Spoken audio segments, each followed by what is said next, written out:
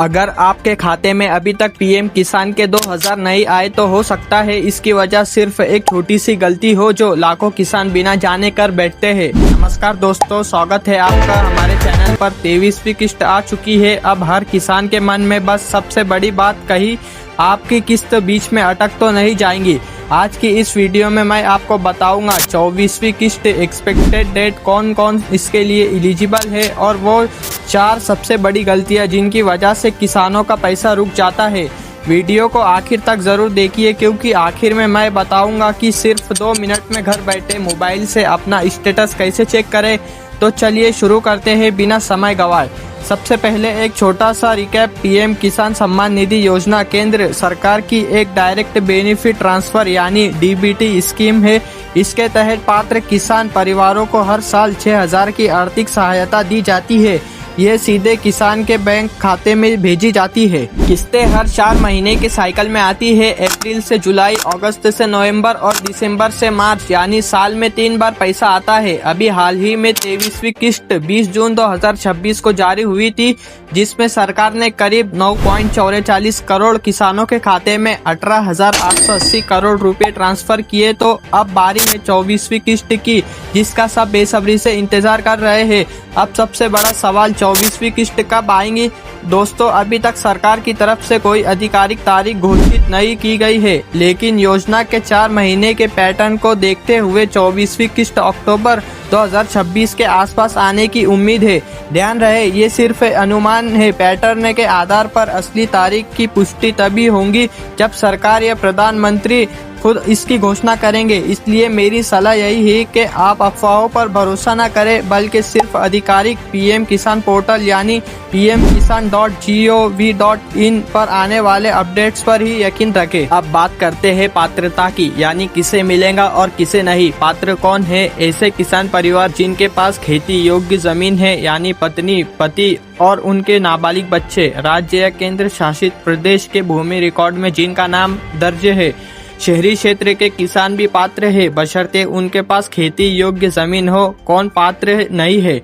संस्थागत भूमि धारक यानी कंपनी, ट्रस्ट या संस्था के नाम पर दर्ज जमीन हो। आयकर देने वाले किसान परिवार, सरकारी कर्मचारी और कुछ श्रेणी के पेंशन भोगी। किराएदार किसान यानी टेनेंट फार्मर्स जो खुद जमीन के मालिक नहीं है, वो इस योजना के बाहर रखे गए हैं। तो अगर आपका परिवार इन शर्तें में फिट बैठता है तभी आपको ये लाभ मिल सकता है। अब ये हिस्सा बहुत जरूरी है, ध्यान से सुनिए। बहुत से किसानों की किस्त सिर्फ इसलिए रोक दी जाती है क्योंकि कुछ छोटी फॉर्मेलिटीज पूरी नहीं होती। तो चलिए जानते हैं वो कौन सी 4 मुख्य वजह है। पहली वजह, ई-केवाईसी अधूरा होना। सरकार ने हर लाभार्थी के लिए ई-केवाईसी अनिवार्य कर दिया है। आप 3 तरीकों से पूरा कर सकते हैं। पोर्टल पर ओटीपी के जरिए, नज़दीकी सीएससी सेंटर पर बायोमेट्रिक के जरिए या पीएम किसान मोबाइल ऐप पर फेस ऑथेंटिकेशन के जरिए। दूसरी वजह, आधार और बैंक खाता लिंक न होना। अगर आपका आधार नंबर आपके बैंक खाते से जुड़ा नहीं है तो पैसा ट्रांसफ़र नहीं होगा। तीसरी वजह, बैंक डिटेल्स गलत न होना। खाता नंबर या IFSC कोड में छोटी सी गलती भी पेमेंट को रोक सकती है। चौथी, आपके ज़मीन के दस्तावेज और पोर्टल पर दर्ज जानकारी मेल नहीं खाती तो भी वेरिफिकेशन में दिक्कत आ सकती है। तो दोस्तों, अगली किस्त आने से पहले इन 4 चीज़ों को एक बार ज़रूर चेक कर लीजिए। चलिए अब मैं आपको बताता हूँ कि आप घर बैठे अपना स्टेटस कैसे चेक कर सकते हैं। सबसे पहले जाइए आधिकारिक वेबसाइट पीएम किसान की होम पेज पर फार्मर्स कॉर्नर सेक्शन पर क्लिक करें। वहां नो योर रजिस्ट्रेशन के ऑप्शंस पर क्लिक करें। अपना रजिस्ट्रेशन नंबर डालें और कैप्चा भरें। अगर आपको रजिस्ट्रेशन नंबर याद नहीं है तो नो योर रजिस्ट्रेशन नंबर पर क्लिक करें। अपने मोबाइल नंबर या आधार नंबर से उसे निकाल सकते हैं।